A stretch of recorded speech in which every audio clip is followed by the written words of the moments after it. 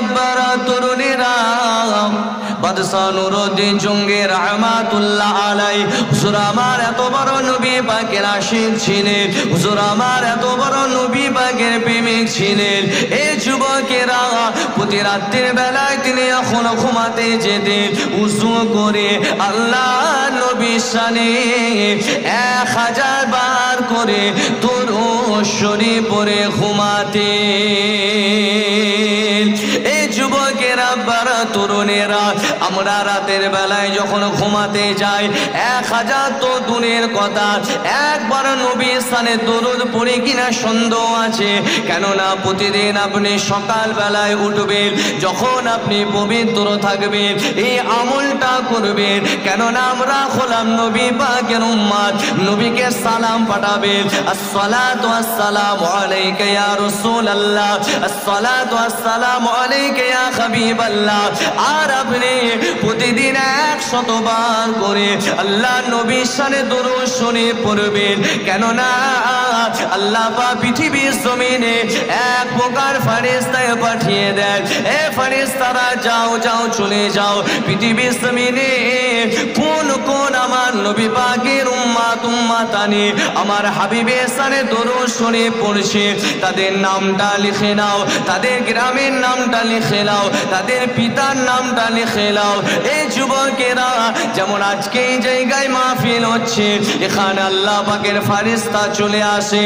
এই মাহফিলে যারা বসে বসে আমার নবী পাকের শানে দরুদ শরীফ পড়বে, আপনার নামটা, আপনার পিতার নামটা, আপনার গ্রামের নামটা তারা লিপিবদ্ধ করে নেয়।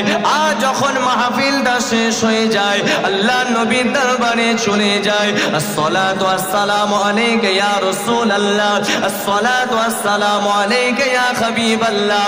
আল্লাহ নবীকে সালামটা দেওয়ার পরে বলেন, ইয়া রাসূলুল্লাহ ইয়া হাবিবাল্লাহ, উঠনো অমুক পাড়ায় আপনার গুনাহগার উম্মত উম্মতানি আপনার শানে দরুদ শরীফ পড়েছে।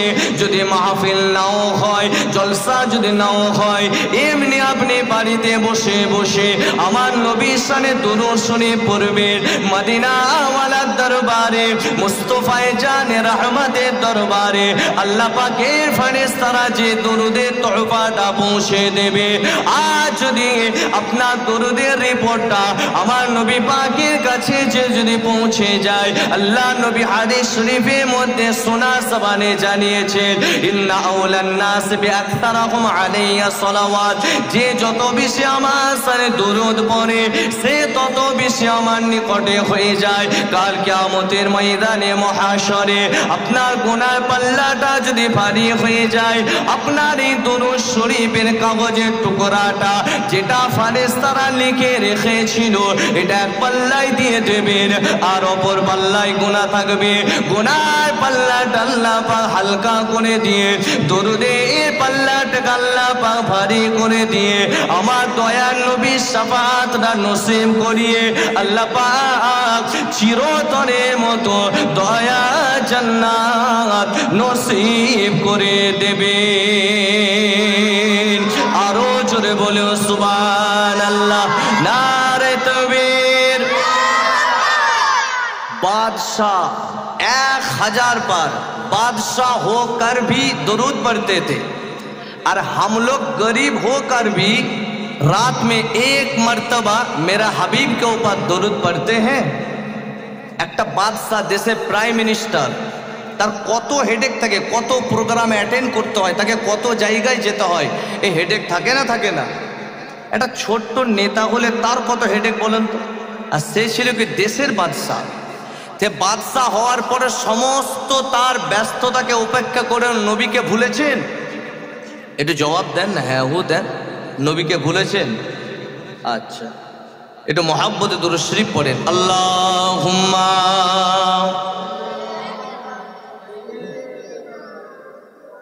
এত পানি দিয়েছে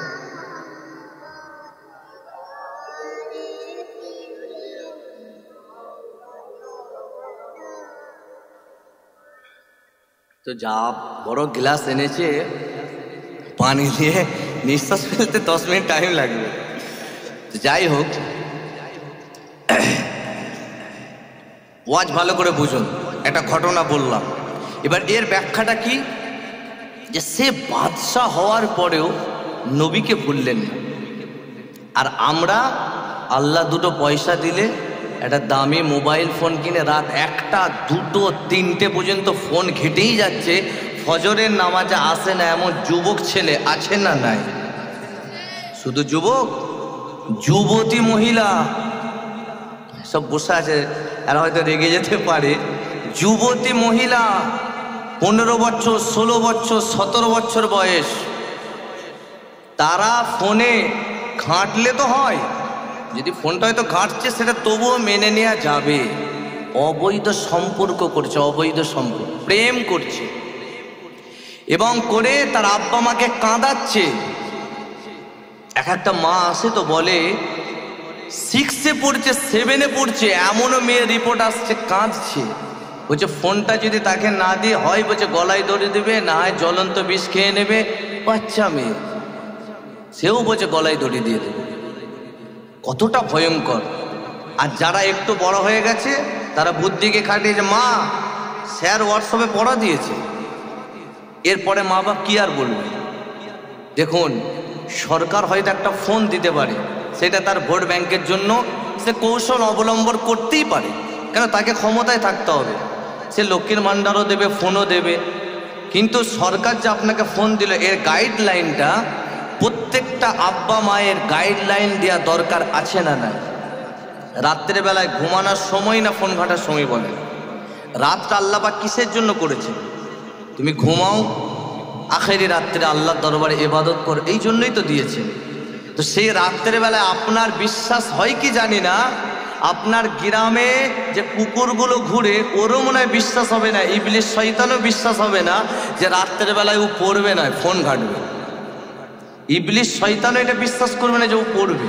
বিশ্বাস হতে পারে, একটা দুটো বাদ দেন, তবে কমসে কম এটা করবেন। কেন আমি দেখেছি, আমি অন্য কওমের কথা বলবো না, আমাদের মুসলিম কমিউনিটির মধ্যে আছে যার আব্বা মায়ের সমাজে একটা 40 বছর 50 বছর একটা সম্মান আছে, মানুষ তার আব্বা মাকে দেখলে সম্মান দেয়।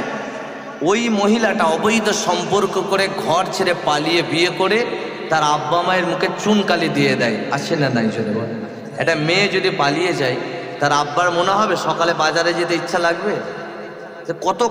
কত কাঁদবে। যদি আপনি তার বালিশটা দেখেন, হয়তো তার আব্বা মায়ের বালিশটাও ভিজে যায়। এমন কঠিন সময় কখনো ফোন দেবেন না, তাতে ঝগড়া হোক না খাক, আগুন নিয়ে খেলা করতে দেবেন। যাই হোক, এই ওয়াজ করলে একটু তেতো তেতো লাগবে, একটু কষ্ট হবে। এবার দেখুন শীতকাল, আজকে ঠান্ডাটা একটু পড়েছে, ঠান্ডাতে ঠান্ডা ওয়াজ করলে হবে না, একটু গরমও করতে হবে। এই যে বললাম, তথ্যটা দিলাম, ঠিক বললাম না ভুল?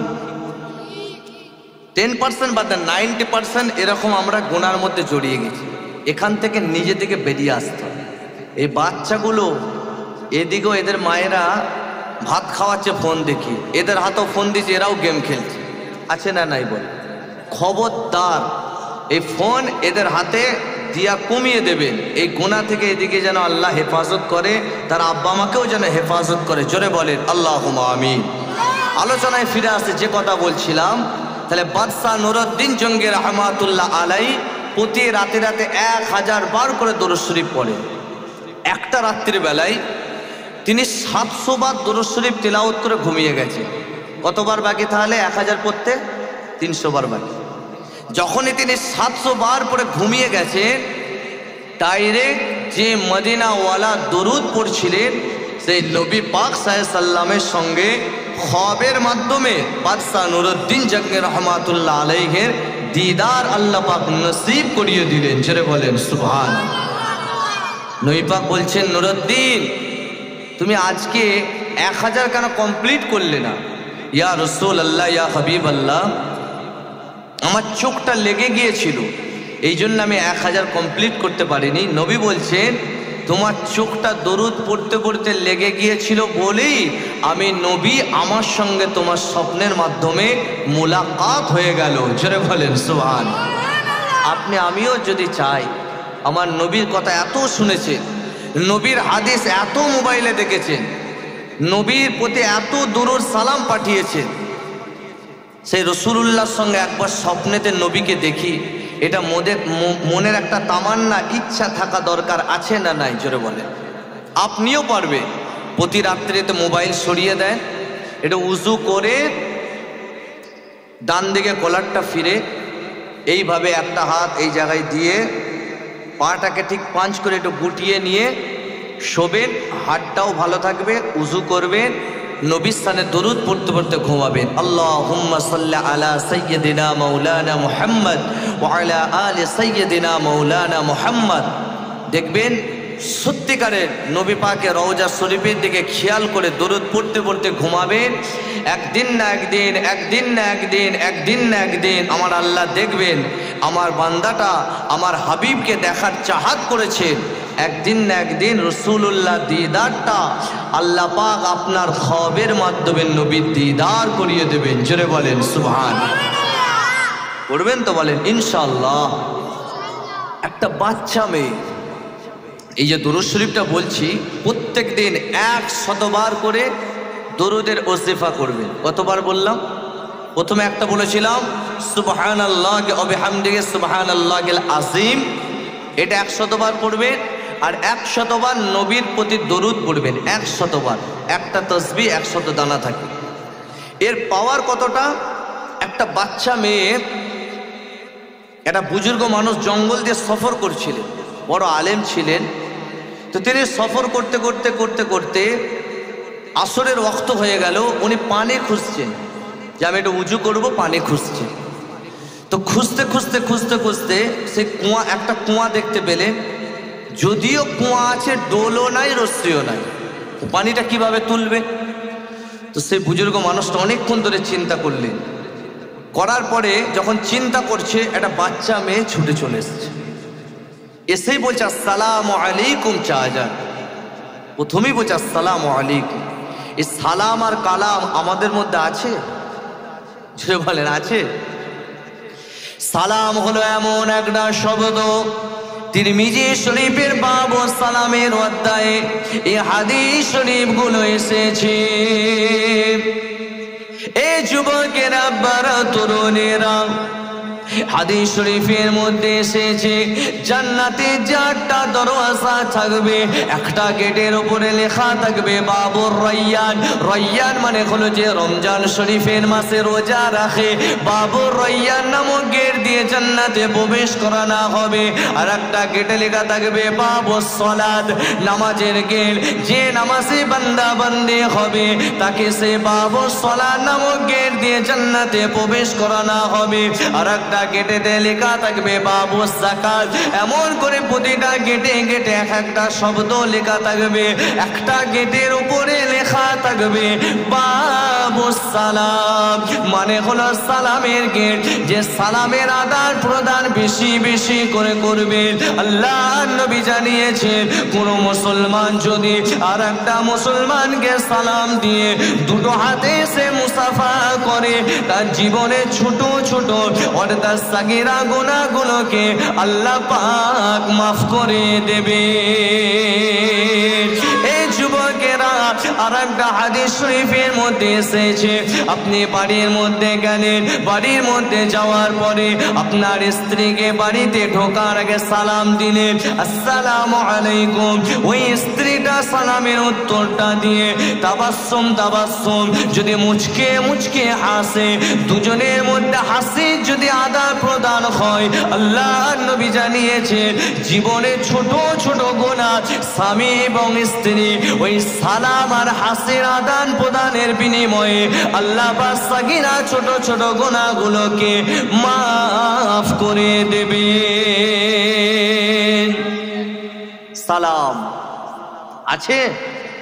শহরে গেলে দেখা যায় যদি নাও চেনে, আপনি বিভিন্ন শহরে যাবেন, যদি আপনাকে নাও চেনে, একটু মুসলমান মনে হলেই সালাম দেয় না? দেয় না? বড় ভালো লাগে। সত্যি একটা মুসলিম এরিয়া এসেছে। আর আপনি গ্রামে ঢুকবেন, যাকে যে চেনে, যার সঙ্গে মহব্বত আছে তাকে সালাম দেয়, অন্যজনকে দেয় না। এই জায়গাটা পরিষ্কার করতে হবে। কেন দেয় না? অহংকার, তাকাব্বুর, এই জন্য সালাম দিতে চাই না। কিন্তু কেউ যদি আপনাকে আগে নাও দেয়, আপনি আগে সালাম দেবেন। এটা ছিল আমার নবীর তরিকা। বাচ্চা বাচ্চা ছেলেরা তবে তো শিখবে। আপনি একটা বাচ্চা যাচ্ছে, সালাম যদি না দেয় বাচ্চাটাকে রুকে দেবেন, হাদিস শরীফে আছে। এই সালাম দাও, বলো আসসালামু আলাইকুম, একদিন বলবেন, দুদিন বলবেন, আর বলতে হবে না, আপনি যাবেন, ওই বাচ্চাটা আপনাকে অটোমেটিক সালাম দেবে। কথা ঠিক না বেটি? এইটাই তো ছিল আমার নবীর তরিকা। এইগুলো আস্তে আস্তে উঠে যাচ্ছে। একটু সালাম আদান প্রদান করবেন। তো সেই বাচ্চা মেয়েটা, নবী এই বাচ্চা মেয়েটা ওই বুজুর্গ মানুষটাকে সালাম দিলেন, আসসালামু আলাইকুম। শাহজাহান, আপনি পেরেশানির মধ্যে আছেন, শুধু দরুদের পাওয়ার দেখেন কত বড়। আপনি খুব পেরেশানিতে আছেন দেখতে পাচ্ছি, তো আপনার কিসের পেরেশানি বা আপনি চিন্তিত কেন? তো বুজুর্গ মানুষটা দেখছে বাচ্চা মেয়ে, একে আমি আর কি বলবো, যাও মা তুমি যাও, খেলকে যাও। বলছে শাহজাহান বলেন না আপনার কি প্রয়োজন, আমার তো এখানেই বাড়ি, আমি যদি আমার বাড়িতে থাকে এনে দেবো। তো তখন সে বুজুর্গ মানুষটা বলছেন, যাও কোচে এক লোটা পানি নিয়ে আসে, আমি উজু করে নামাজ পড়বো। তো সে মুখ থেকে বিলবিল করে পড়ে থুতুটা শুধু কুয়াতে নিক্ষেপ করেছে, কুয়াতে থুতুটা ফেলে দিয়েছে। সঙ্গে সঙ্গে আমার আল্লাহ পাক ওই শুকনো কুয়া বা বিনা দোল বিনা রশ্মির কুয়া থেকে আল্লাহ পাক ফোয়ারার মতো পানি বার করে দিয়েছিলেন। পড়েন সুবহানাল্লাহ। বুজুর্গ মানুষটাকে বলছে চাচা এবার আপনি উজু করেন। বলছে উজু তো করবো, আগে তুই বল যে তুই কি এমন পড়লি যে তোর পড়াতে শুধু থুতুটা ফেলতে পানি উঠে গেল? বলছে কেন, আপনি জানেন না আপনার নাম তো বাগদাদ মে বহুত চর্চা है। মানে বাগদাদ শরীফে, উনি বাগদাদের আলেম ছিলেন, অনেক চর্চা, আপনি এত বড় আলেম, কিন্তু আপনার নামের সঙ্গে কাজের মিল নাই। আপনি আলেম, পেরেশানিতে পড়েছেন, তো আপনার মিল কোথায়? আমি পড়েছিলাম, কিচ্ছু নয়। আমার মা যখন আমাকে ঘুম পাড়াতেন, নবী পাকের স্থানে দরুদ শরীফ পড়ে ঘুম পাড়াতেন। আমাদের কটা মা আছে, বাচ্চাকে কোলে নিয়ে শিয়াল আসছে, কুকুর আসছে, বিড়াল আসছে, গল্প শুনিয়ে ঘুম পাড়ায়। তো বাচ্চা ওটাই অভ্যাস হবে বাচ্চার। আপনি গল্প শোনাবেন না, কলেমা শরীফ পড়বেন, গজল পড়বেন, দরুদ শরীফ পড়বেন, দরুদ পড়াতে পড়াতে ঘুম পাড়াবেন। ওই বাচ্চার কানে দরুদ যেতে যেতে যেতে ওই বাচ্চাটা একদিন বড় হয়ে নবীর আশেক, নবীর আশিকিনী বান্দা বান্দি হয়ে যাবে। জোরে বলেন সুবহানাল্লাহ। বলছে আমার মা আমাকে ছোটবেলায় দরুদ শরীফ পড়ে ঘুম পাড়াতো, আর বলেছিল যদি পেরেশানির মধ্যে পড়ো তো নবীর শানে দরুদ পড়বে। এখন আপনি পেরেশানিতে আছেন, এই জন্য নবীর শানে দরুদ পড়ে আমি কুয়াতে থুতু ফেললাম, নবীর দরুদের বরকতে আল্লাহ শুকনো কুয়া থেকে পানি জাহির করে দিল। আর বুজুর্গটাকে বলছে আপনি কিসের আলেম? কেন এলেম হচ্ছে দুই প্রকার, আল ইলমু ইলমানে, আল ইলমু জাহিরুন, আল ইলমু বাতিনুন। একটা হচ্ছে জাহিরি এলেম। তো চা এসেছে, একটু চাটা খেতে পারি? তো এমনি তো সিংহাসনে বসিয়েছে, আবার লেকচারও দিচ্ছি বড় বড়। তো যাই হোক, আপনারা খাচ্ছেন না, কষ্ট হচ্ছে, আর আমারও কষ্ট হচ্ছে, একটু খেতে পারি তো? আচ্ছা তাহলে মহব্বত একটু কালেমা জিকির, এখানে কালেমা লা ইলাহা।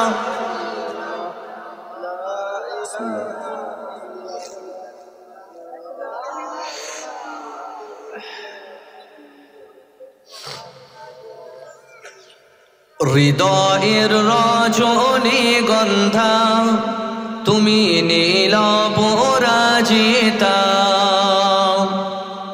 হৃদয়ের রজনী গন্ধা তুমি নীল পরাজিতা, বাতাসে দুলকওয়া মাধবিলতা, বাতাসে দুলকওয়া মাধবিলতা, তুমি আমার কবিতা, হৃদয়ের রজনী গন্ধা তুমি নীল পরাজিতা, কালেমা লা ইলাহা।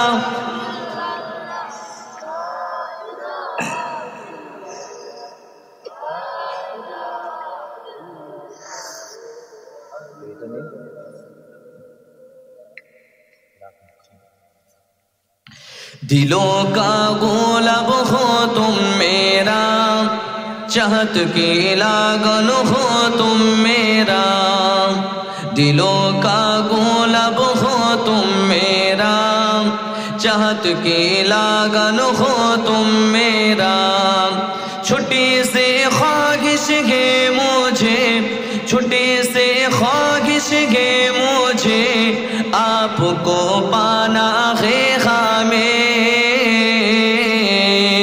दिलों का गुलाब हो तुम मेरा, चाहत की लागन हो तुम मेरा, दिलों का गुलाब हो तुम मेरा, चाहत की लागन हो तुम मेरा।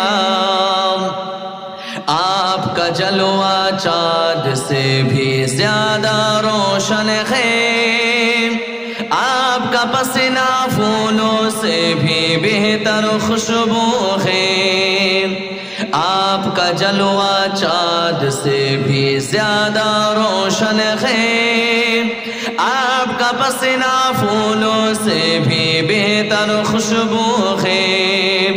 आपकी नामे दुर्द पर के, आपकी नामे दुर्द पर के गुजरता हूँ मैं सुबह शाम। হৃদয়ের রজনী গন্ধা তুমি নীল পরাজিতা, হৃদয়ের রজনী গন্ধা তুমি নীল পরাজিতা। বাতাসে দোল খাওয়া মাধবীলতা, বাতাসে দোল খাওয়া মাধবীলতা তুমি আমার কবিতা। হৃদয়ের রজনী গন্ধা তুমি নীল পরাজিতা। স্বচ্ছ তোমার স্নিগ্ধ ভূমি তুমি নীলমণিলতা, কাশফুলে মতো শুভ্র মেঘ তুমি আমার কুলতা। স্বচ্ছ তোমার স্নিগ্ধ ভূমি তুমি নীলমণিলতা, কাশফুলে মতো শুভ্র মেঘ তুমি আমার কুলতা।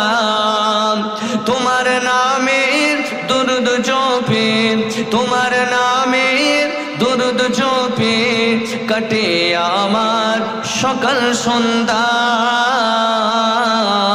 হৃদয়ের রজনী গন্ধা তুমি নীল পরাজিতা, হৃদয়ের রজনী গন্ধা তুমি নীল পরাজিতা। হিমের পরশ সুহাসিনী তুমি নীলমালতিলতা, কোকিলের সুরে ইন্দ্রধনু তুমি আমার ব্যাকুলতা। হিমের পরশ সুহাসিনী তুমি নীলমালতিলতা, কোকিলের সুরে ইন্দ্রধনু তুমি আমার ব্যাকুলতা। তোমার নামে দুরুদ জপে, তোমার নামে দুরুদ জপে কাটে আমার সকাল সন্ধ্যা। दिलों का गुलाब हो तुम मेरा, चाहत की लागन हो तुम मेरा, হৃদয়ের রজনী গন্ধা তুমি নীল পরাজিতা। আল্লাহুম্মা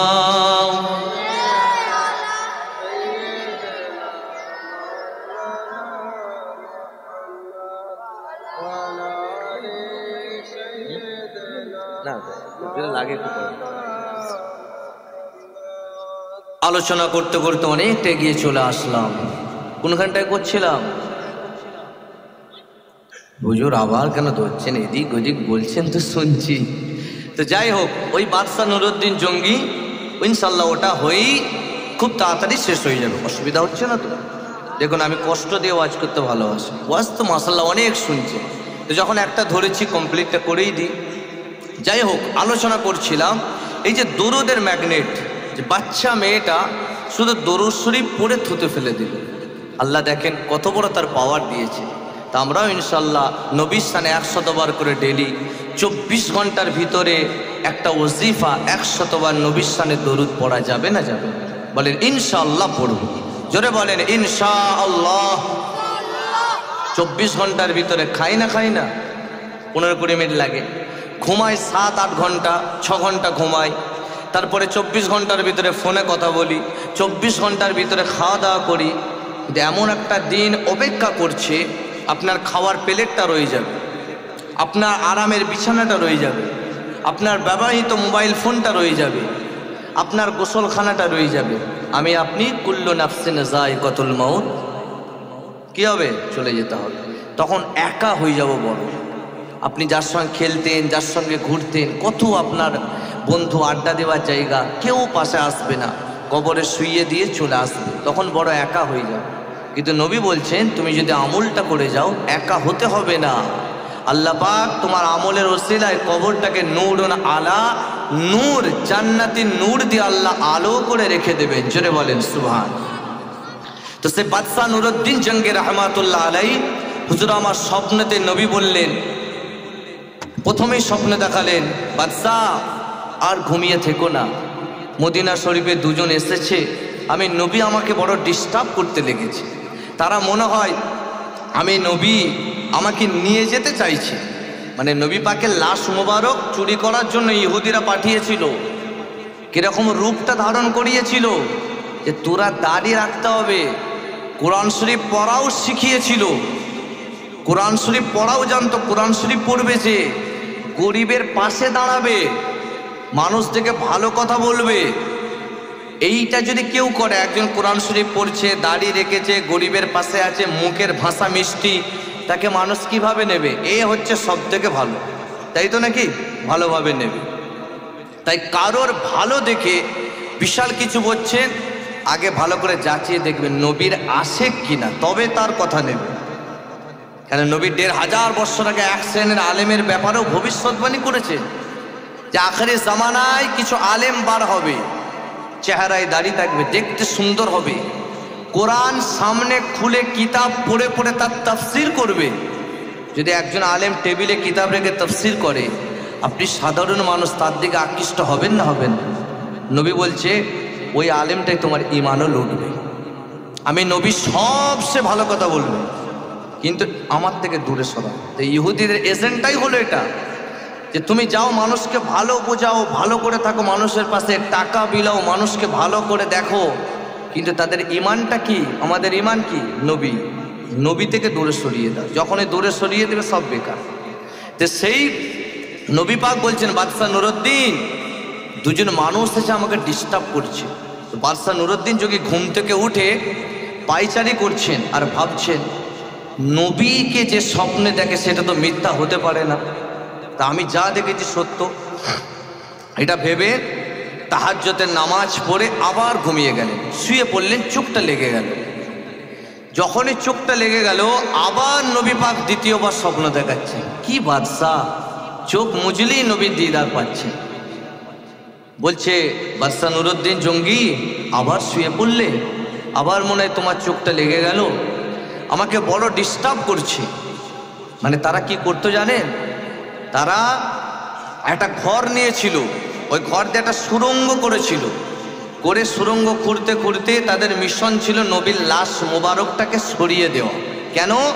পৃথিবীর যে আলেমরা বলে নবী হায়াতুন নবী, নবী হায়াতুন নবী, নবী হায়াতুন নবী, তাহলে নবী পাকের লাশ মোবারকটা সরাতে পারলেই তাহলে কি হবে? এরা যতই দাওয়া করুক, আমরা চ্যালেঞ্জ করবো, যাও কবর খোলো, খোলো, দেখা যাক আছে না নাই, এরকম করতে চেয়েছিল। কিন্তু আল্লাহ তো সেটা করাবেন না। তো দ্বিতীয়বার যখন দেখেছে উঠেছে, তাহাজ্জুদের নামাজ উঠেছে, উঠে দ্বিতীয়বার দেখে কুলকুল করে ঘামছে। কি আমি দেখছি, নবী মদিনা শরীফে কে এমন এসেছে যে নবীকে এত ডিস্টার্ব করছে? আমি চোখ মুজলেই নবী আমাকে এটা বলছেন। সে দ্বিতীয়বার দেখে কুলকুল করে ঘামছে। আবার তিনি শুয়ে পড়লেন, তৃতীয়বারে আবার নবীর দিদার পেলেন। জোরে বলেন সুবহানাল্লাহ। আমরা তাহাজ্জুদ পড়ি, কথাটাই আসছে। বলে হুজুর, ওয়াজের শেষ টাইমে আপনি আবার তাহাজ্জুদের কথা, এমনি 5 ওয়াক্ত হচ্ছে না, আপনি আবার তাহাজ্জুদে চলে যাচ্ছে। মাঝে মাঝে একটু পড়ার চেষ্টা করবেন। যদি আপনার বাচ্চা ওটিতে থাকে, হয়তো ডাক্তার বলল যে খুব এমার্জেন্সি আছে, আজকে রাত্রিতে 2:30টার সময়তেই একে ওটি করতে হবে, না হলে বাঁচানো যাবে না। বলেন তাই ঠান্ডা যতই হোক আপনার ঘুম আসবে? আপনার ঘুম আসতে পারে না। আপনি বেচান হয়ে যাবেন না, বাচ্চাটা মরবে না বা বাঁচবে, কি হবে? আপনি ডিপ্রেশনে পড়ে যাবেন, ঘুম আসবে না, টেনশন, চিন্তা, কুলকুল করে ঘামবেন। কিন্তু একবারও জাহান্নামের ভয়ে আমরা রাতের বেলায় কোনোদিন জাহান্নামের ভয়ে কোনোদিন কেঁদেছি? কজন আছে? সবাই বললে ভুল হবে, বেশিরভাগ মানুষ ভাবেই না। ও মৌলানারা বলছে বলুন, জাহান্নামের আগুনের কথা ভেবে কোনোদিন ঘেমেছি? খেলা হলে ঘামে, অনেকে এমন সাপোর্টার আছে, খেলা হচ্ছে সেখানেও ঘামছে কুলকুল করে। এই যে আইপিএলে নিলাম হলো, এবার আইপিএল যখন শুরু হবে, 3-4 বছর আগে একটা ম্যাচ হয়েছিল কলকাতা চেন্নাই, 2 বলে 6 রান বাকি, ব্যাটিং করছে ধোনি। তো ধোনি যদি 6টা মেরে দেয় চেন্নাই জিতবে, আর ধোনি যদি 6টা না মারতে পারে কলকাতা জিতে যাবে। এই তো কথা শেষ। ও যদি নাও মারতে পারে, ধোনির কি টাকা কমিয়ে দেওয়া হবে নাকি? যে টাকায় কিনেছে টাকা কম দেওয়া হবে 6 না মারতে পারলে? ধোনির যেটা সম্মান, তার যে টাকা সে পেয়ে যাবে। কিন্তু আমরা কি করছি, যে আমাদেরকে চেনেও না, মারতে পারবে না, এই ভয়ে কাঁপছে। মানে মনে হচ্ছে, কথাটা খারাপ নেবেন না, তার আব্বা মায়ের শরীর খারাপ হলে টেনশনে কাঁদে না, মানে ঘামে না। অনেকে আছে মায়ের শরীর খারাপ, মা বাঁচবে না মরবে, ছেলে হয়ে পাশে দাঁড়িয়ে মোবাইল ফোনে ভ্যাল ভ্যাল করে কথা বলছে, হাসির কথা হলে হাসছে, বাইরে যে বলছে। বলেন মায়ের শরীর খারাপ হলে একটা বাচ্চার টেনশন হওয়া দরকার আছে না? না, মা আব্বা যারা আছে খেদমত করার চেষ্টা করবে। কারণ হচ্ছে মা এমন একটা নিয়ামত, আল্লাহ পাক কোরআন শরীফে বলেছেন, ফালা তাকুল্লাহুমা উফ। তুমি যখন তোমার মায়ের সামনে কথা বলবে, তোমার মা যে দাঁড়াবে মাথা হ্যাট করে, আর মা যখন কথা বলতে বলতে যদি একটা কথা বারবারও বলে, তুমি মায়ের সামনে বিরক্ত হবে না। মায়ের কাছে দাঁড়িয়ে উফ একটা কথা বারবার বলছো, এই বিরক্ত বোধটাও কেউ যদি করে, ইমাম ফখরুদ্দিন রাজি রহমাতুল্লাহ আলাইহি তাফসিরে উফ এর ব্যাখ্যা করতে করতে 13টা কথা বলেছেন। 13টা কল তার বাংলা মানে হলো কথা। উনি বলছেন তার মধ্যে 2টো বলছে 1 মুঠো ধুলো নিলে যেমন ফুঁক দিলে ধুলোটা উড়ে চলে যায়, জীবনের আমল মায়ের সামনে দাঁড়িয়ে বিরক্ত হলে সব বেকার হয়ে যাবে। আর 2 নম্বর, আপনার মা যখন পায়খানা পেশাব করবে, হসপিটালের বেডে থাকার বাড়িতে থাক, কখনো কোনো মানুষ বা আপনার স্ত্রী হোক বা হসপিটালের আয়া হোক এদিকে দিয়ে করাবেন। বাড়িতে থাকলে স্ত্রীকে একটু বলতে পারেন, খবরদার হসপিটালে কমসে কম আয়াকে দেবেন না, আপনার মা আপনাকে যে দাঁড়াতে হবে। যখন আমরা বাচ্চা ছিলাম, আমাদের মায়েরা বিছানায় শুয়েছিল, শীতকালে পেশাব করেছি, মায়ের শাড়ি ভিজে গেছে, পাল্টেছে, পেশাব করেছে, শাড়ি ভিজে গেছে, মা কিন্তু ভিজে শাড়িতে শুয়েও বাচ্চাকে শুকনোতে শোয়ায় না? শোয়ায়। আজকে সেই মা বয়স হয়েছে, আপনি জোয়ান হয়েছে, মায়ের শরীর খারাপ, পায়খানা করেছে, আপনি নিজের হাতে পরিষ্কার করুন, নিজের হাতে আপনি এখানে করবেন। ইমাম ফখরুদ্দিন রাজি বলছেন, ওই পরিষ্কারের সময় নাকে কাপড় দেবে না। কেন নাকে কাপড়ও যদি দাও গন্ধেতে, মা যদি ভাবে আমার বাচ্চা যখন ছোট ছিল আমি পরিষ্কার করেছিলাম, নাকে কাপড় দিইনি, ঘৃণা করিনি, আজকে আমার বাচ্চাটা বড় হয়ে আমার পায়খানা পেশাবটা পরিষ্কার করেছে নাকে কাপড় দিয়ে। মায়ের যদি এতটুকুনও কষ্ট হয়, ইমাম ফখরুদ্দিন রাজি রহমাতুল্লাহ আলাইহি বলছেন যে জীবনের আমলগুলোকে আল্লাহ সব বেকার করে দেবে। আর যদি আপনি গন্ধটাকে সহ্য করেও মায়ের পায়খানা পেশাব পরিষ্কার করেন, এখানে করবেন, আল্লাহ পাকের আরশে আজিমে আসমান চিরে আপনার এই মায়ের সেবাটা আল্লাহর দরবারে কবুল হয়ে যাবে। জোরে বলেন সুবহান। মায়ের পরেই নবী বলেছেন বাপ, আপনার আব্বা। আব্বা হলো মাথার ছাদ। যদি জোয়ান ছেলের শরীর খারাপ হয়, হয়তো প্রচুর ঝড় বৃষ্টি হচ্ছে, বজ্রপাত হচ্ছে, মায়েরা তো বাইরে যেতে পারে না, কিন্তু মায়েদের মন কাঁদে, একবার যাও না গো, বাচ্চাটা জ্বরে কাঁপছে, একটা ওষুধ নিয়ে আসো। হয়তো যাচ্ছে, ওষুধের দোকান বন্ধ, আপনি বলছে ডাক্তারের বাড়ি যাও, সেখানে যে ওষুধটা নিয়ে আসো। এমন আব্বারা যে ঝড়কে বজ্রপাতকে উপেক্ষা করে ছেলের জন্য আনতে চায় না? সে আব্বাও যার বাড়িতে আছে, আব্বার সানেও বেয়াদবি করবে না, আব্বা মায়ের দোয়া নিতে শিখতে হয়। যেমন আমার ভাই ওষুধের দোকান আছে, হয়তো বন্ধ, যদি বলে লোক বলে বাড়িতে যেতে হবে, আব্বা যদি বজ্রপাত হয় তাও যায়। এ আমার নাজিম ভাই এনাদের পাশে থাকবে, এনাদের যুব মিলন ফাউন্ডেশন 300 জন এতে যুবক ছেলে আছে। এই কথা হচ্ছিল রক্তদান শিবির হলে কমসে কম 280 জন ইনাদের রক্ত দেয় মানুষের পাশে দাঁড়াবার জন্য। তো এরকম ফাউন্ডেশনের সঙ্গে যুক্ত হলে দুটো কার্ড দিল। আরামবাগে গিয়েছিল, আউট অফ স্টক বলে রক্তটা দেয়নি, ইনি দুটো কার্ড দিলেন, রক্ত দেওয়া হবে। তো এরকম ইনাদের পাশে থাকবেন, কখনো মুসিবতে পড়লে ইনাদের পাশে এসে বলবেন, দেখবেন ইনশাল্লাহ ইনারা পাশে দাঁড়াবেন। এমন আমাদের যুবকদের মধ্যে ইউনিট ঐক্য দরকার আছে না নাই? চিৎকার দিয়ে বলে। যেখানেই থাকবে বড় জামাত, সেখানে যে আপনারা সামিল হবেন, সেখানে সঙ্গে লেগে থাকবে। তো যাই হোক, যে কথা বলছিলাম, তাহলে মা আব্বার একটু সেবা করবেন, আল্লাহ যেন তৌফিক দান করে। পরের আল্লাহুম্মা আমিন। মা আব্বার ওয়াজ করলে সময় চলে যাবে, তাই যে ঘটনাটা ধরেছি শেষ করে দিই, ইনশাল্লাহ আখেরি মোনাজাত হয়ে যাবে। অসুবিধা হচ্ছে না তার? মিনিট করি না। তো বাদশাহ নুরুদ্দিন জঙ্গি রহমাতুল্লাহ আলাইহি তিনবার স্বপ্নের মাধ্যমে দেখলেন তাহাজ্জুদের নামাজে। আমরাও ইনশাআল্লাহ মাঝে মাঝে রাত্রির বেলায় একটু উঠবে। এই শীতের রাত আল্লাহর কাছে দুটো ইবাদত খুব পছন্দনীয়, গরমের রোজা আর শীতের উজু। এই শীতকালে আপনি যে ঈশার নামাজ, ফজরের নামাজে উজু বানাবেন, এই যে উজুটা যখন করবেন আল্লাহ এত খুশি হয়। আল্লাহ ফারিস্তাকে বলে, ফারিস্তা দেখো আমার বান্দা আমাকে রাজি করার জন্য ঠান্ডা পানিতে উজু করছে, ফারিস্তা এর গুনাহগুলোকে মাফ করে দাও। আমি আল্লাহ মাফ করে দিচ্ছি। তখন ফারিস্তা বলে, আবার যদি গুনাহ করে, আল্লাহ বলবে সেটা দেখা যাবে, এখন ঠান্ডায় উজু করছে, আমি আল্লাহ মাফ করে দিলাম। জোরে বলেন সুবহানাল্লাহ। কিন্তু আমাদের উজুতে অনেক গলত থাকে। উজুর পরে এমন দুটো আমল আছে, যদি আপনি করেন আল্লাহ পাক জান্নাতের 8টা দরজাকে খুলে দেবে। উজু করবেন, উজুর 4টে ফরজ।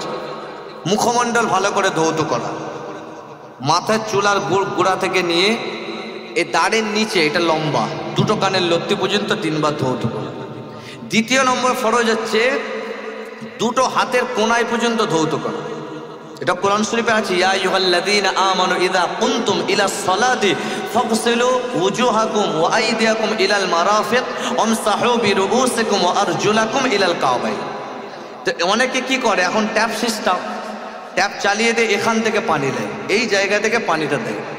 কিন্তু না, যতই ট্যাপ আসুক আপনাকে সেই ট্যাপ খুলে হাতের এই মুঠোতে পানি নিতে হবে, নিয়ে এইভাবেই দিতে হবে 3বার করে কোনই সমেত দিলেন।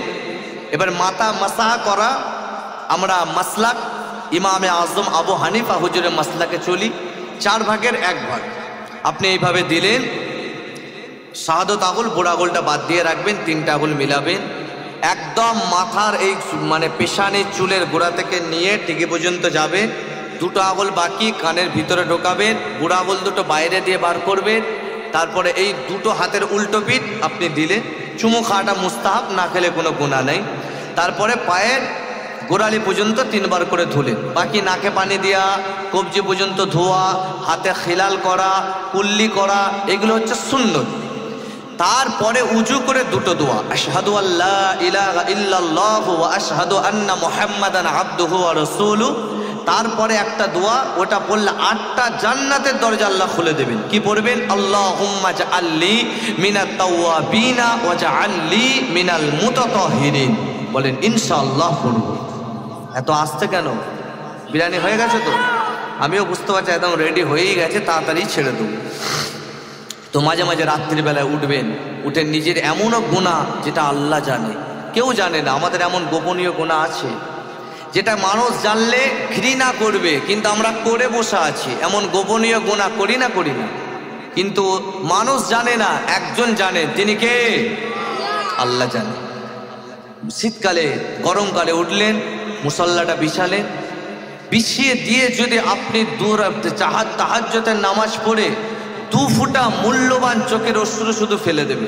তাম পৃথিবীতে যত নদী আছে, নালা আছে, খাল আছে, পুকুর আছে, আল্লাহ জাহান্নামকে নেবানোর চেষ্টা করলে সম্ভব নয়।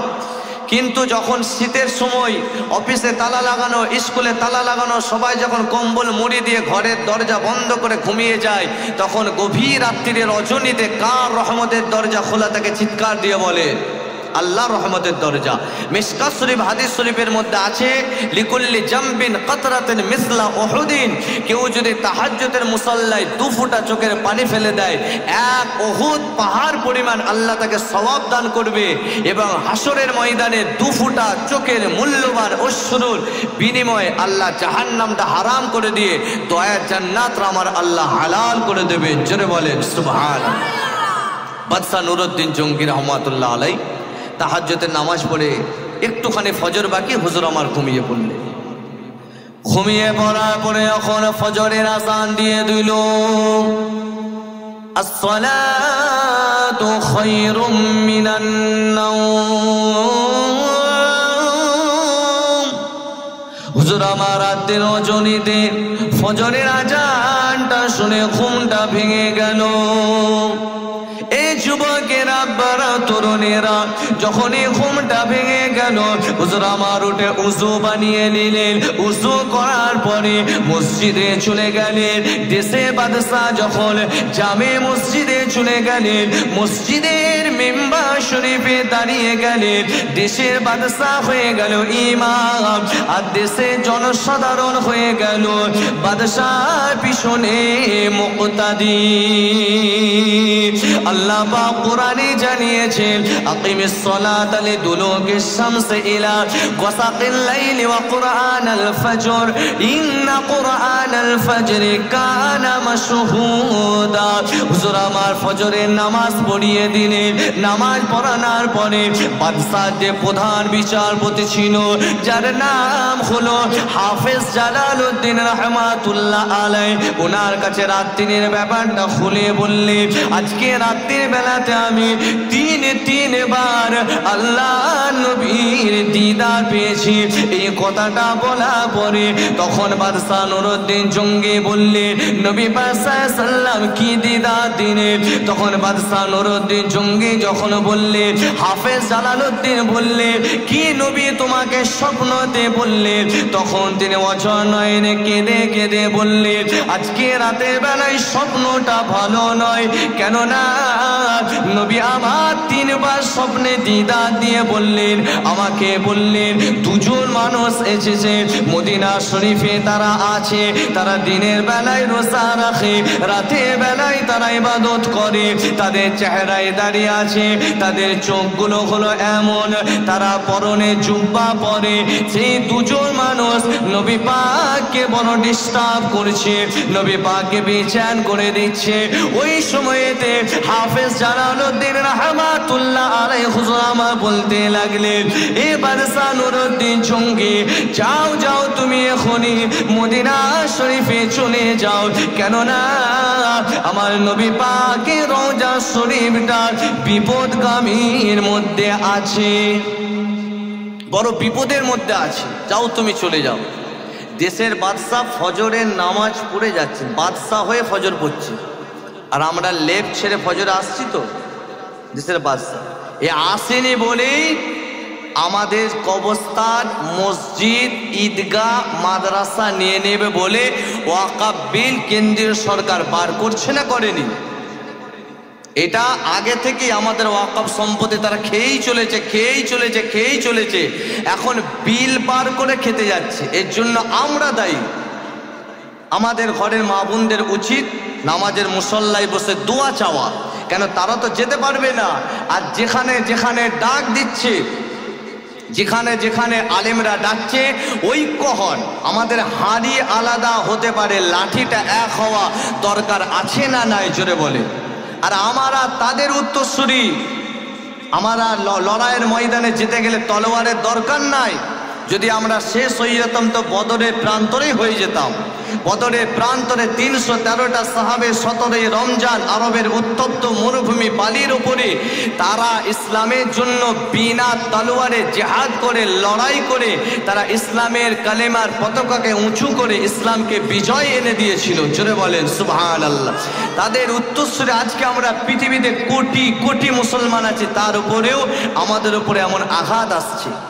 তাহলে আমাদের কি করা দরকার? যেখানে যেখানে আন্দোলনের ডাক দেওয়া হচ্ছে, নিজের ইমানি দায়িত্ব মনে করে যান। বললাম হাঁড়ি আলাদা হতে পারে, লাঠি এক হতে হবে।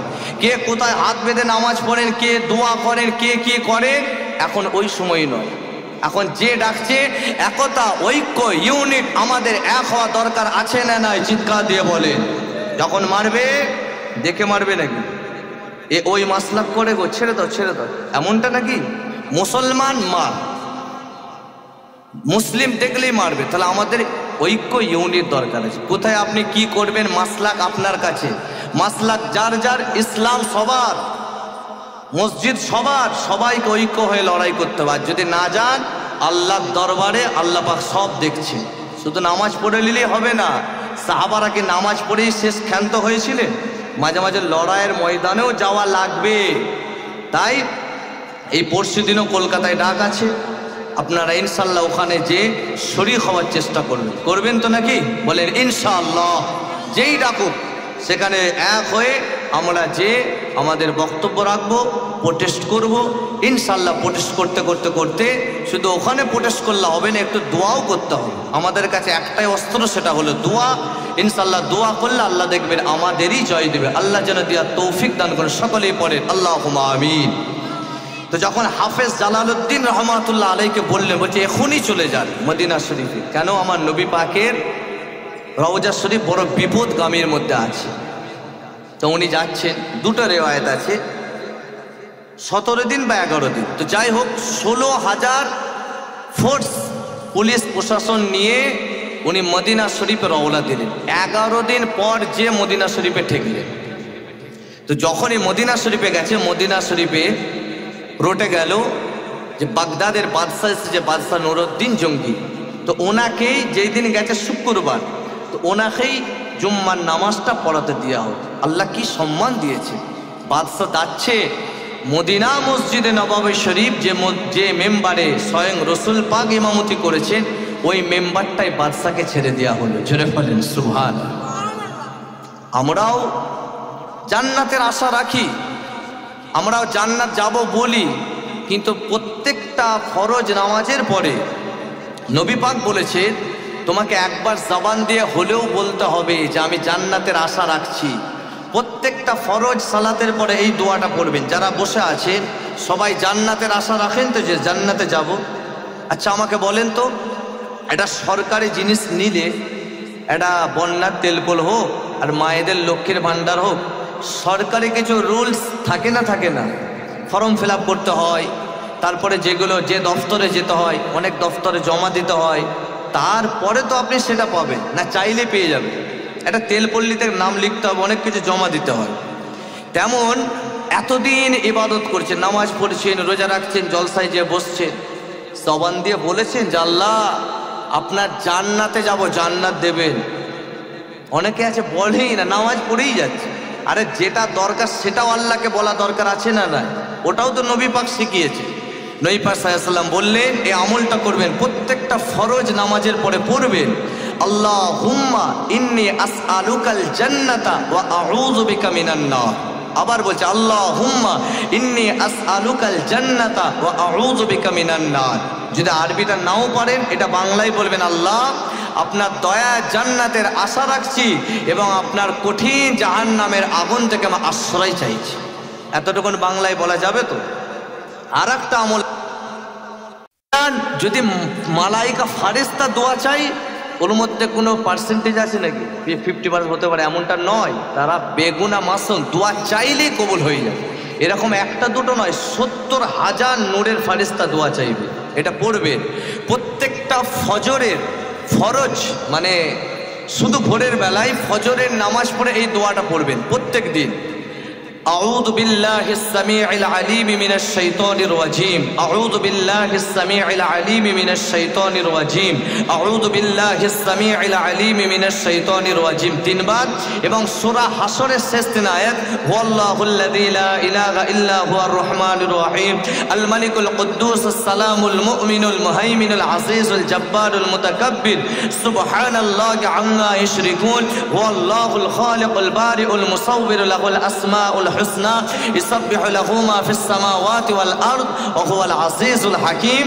এটা ফজরের নামাজ পড়ে ওই জায়গায় বসে পড়লে 70,000 নূরের ফেরেশতা মাগফিরাতের আপনার জন্য দোয়া চাইতে থাকবেন। জোরে বলেন সুবহানাল্লাহ। পড়বেন তো? ইনশাআল্লাহ, জোরে বলেন ইনশাআল্লাহ। এবার শেষের দিক। তো বাদশাহ নুরউদ্দিন জঙ্গি রহমাতুল্লাহ আলাই মদিনার মসজিদে নববী শরীফে জুম্মার নামাজ পড়ানোর আগে একটা খুতবা দিলেন। এ ছেলেরা, যুবকেরা, এ নবী পাকের প্রেমিকেরা, বাদশাহ নুরউদ্দিন জঙ্গি রহমাতুল্লাহ আলাই মদিনার মানুষকে বলতে লাগলেন, এ মদিনাবাসী, আপনারা হলেন ধন্য ধন্য ধন্য, কেননা আপনাদের বুকে রহমাতাল লিল আলামিন নবী আমার শুয়ে আছেন।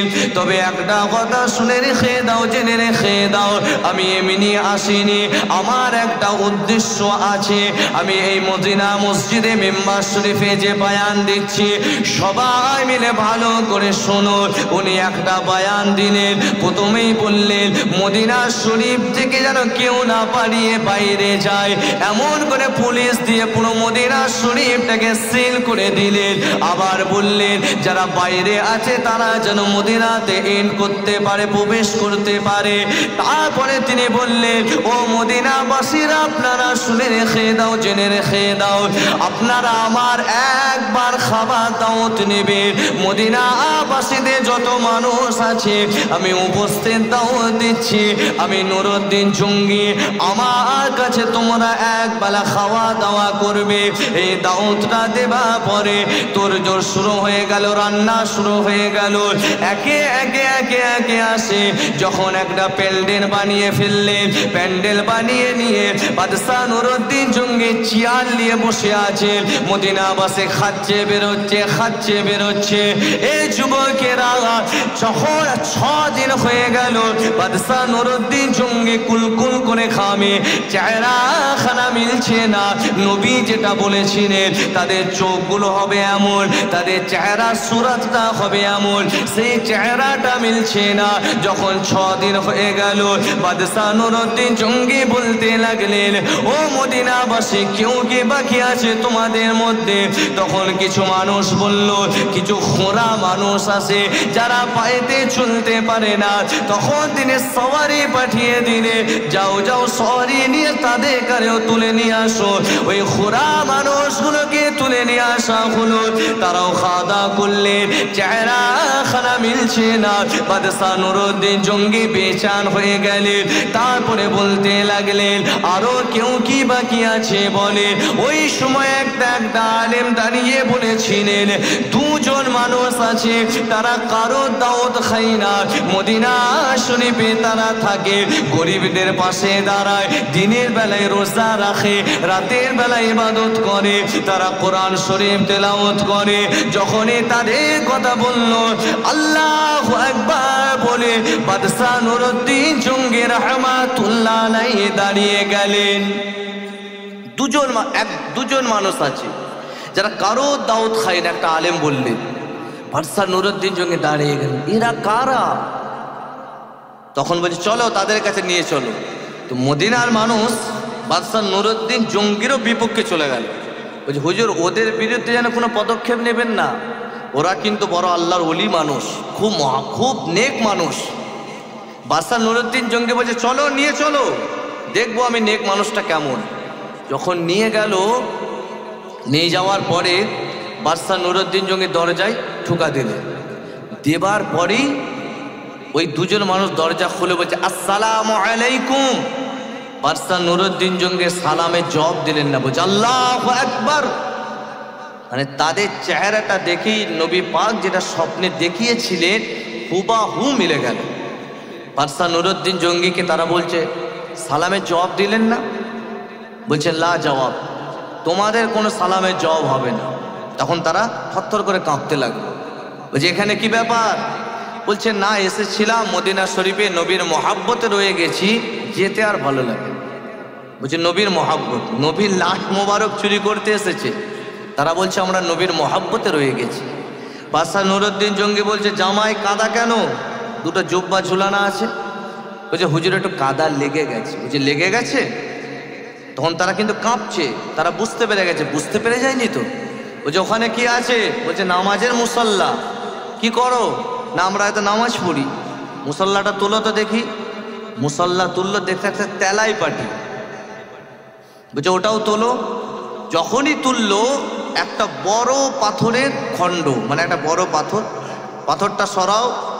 যখনই সরালো একটা টানা সুড়ঙ্গ, যেটা কিসের জন্য তারা পুরো বুঝতে পেরে গেল, পুরো বিস্তারিত খবরটা বলে দিলে। দেওয়ার পরে বাদশা নুরউদ্দিন যুগে আবার চিৎকার দিল, আল্লাহু আকবার, বলছে বলো এবার। তখন মদিনাবাসী দেখছে, চোখ কপালে উঠে যাবে না যাবে না?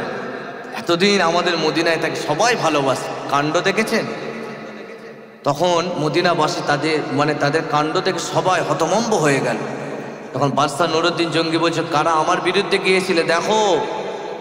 তাদেরকে ডাকলো, বলছে মাটিটা কোথায় ফেলতে, এত সুড়ঙ্গ এত বড়, তো মাটি ভর্তি হয়ে যাবে তো।